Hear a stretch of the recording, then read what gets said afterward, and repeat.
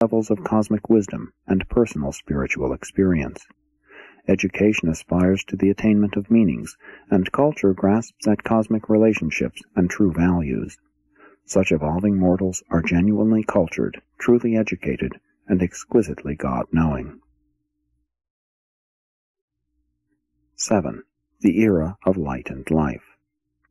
This is the flowering of the successive ages of physical security, intellectual expansion, social culture, and spiritual achievement.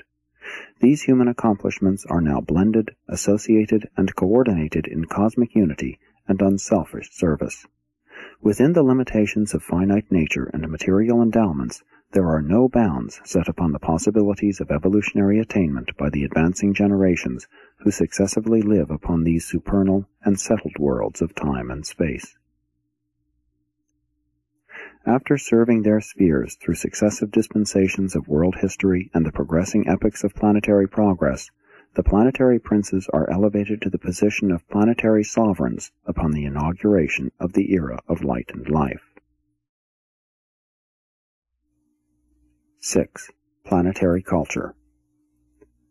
The isolation of Urantia renders it impossible to undertake the presentation of many details of the life and environment of your Satania neighbors. In these presentations, we are limited by the planetary quarantine and by the system isolation. We must be guided by these restrictions in all our efforts to enlighten Urantia mortals, but insofar as is permissible, you have been instructed in the progress of an average evolutionary world, and you are able to compare such a world's career with the present state of Urantia.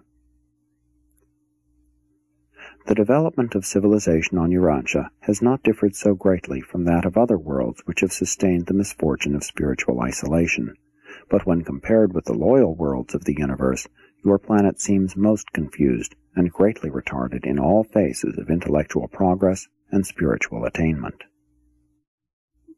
Because of your planetary misfortunes, Urantians are prevented from understanding very much about the culture of normal worlds, but you should not envisage the evolutionary worlds, even the most ideal, as spheres whereon life is a flowery bed of ease. The initial life of the mortal races is always attended by struggle. Effort and decision are an essential part of the acquirement of survival values.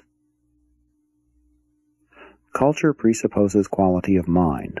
Culture cannot be enhanced unless mind is elevated. Superior intellect will seek a noble culture and find some way to attain such a goal. Inferior minds will spurn the highest culture even when presented to them ready-made. Much depends also upon the successive missions of the divine sons and upon the extent to which enlightenment is received by the ages of their respective dispensations. You should not forget that for 200,000 years all the worlds of Satania have rested under the spiritual ban of Norlatiadek in consequence of the Lucifer rebellion, and it will require age upon age to retrieve the resultant handicaps of sin and secession. Your world still continues to pursue an irregular and checkered career as a result of the double tragedy of a rebellious planetary prince and a defaulting material son. Even the bestowal of Christ Michael on Urantia did not immediately set aside the temporal consequences of these serious blunders in the earlier administration of the world. 7. The Rewards of Isolation. On first thought, it might appear that Urantia and its associated isolated worlds are most unfortunate in being deprived of the beneficent presence and influence of such superhuman personalities as a planetary prince and a material son and daughter.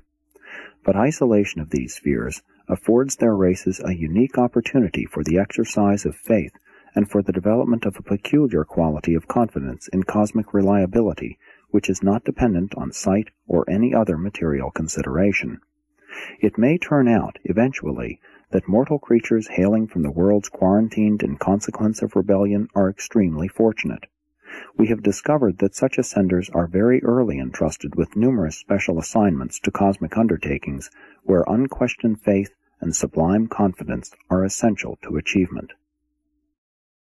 On Jerusalem, the ascenders from these isolated worlds occupy a residential sector by themselves and are known as the Agandanters, meaning evolutionary will creatures who can believe without seeing, persevere when isolated, and triumph over insuperable difficulties even when alone.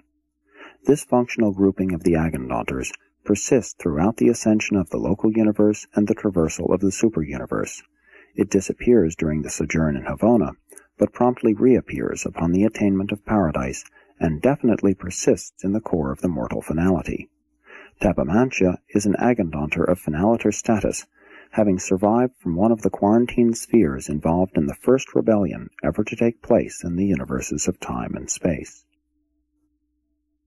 All through the paradise career, reward follows effort as the result of causes. Such rewards set off the individual from the average, provide a differential of creature experience, and contribute to the versatility of ultimate performances in the collective body of the finaliters. Presented by a secondary Lananandek son of the Reserve Corps.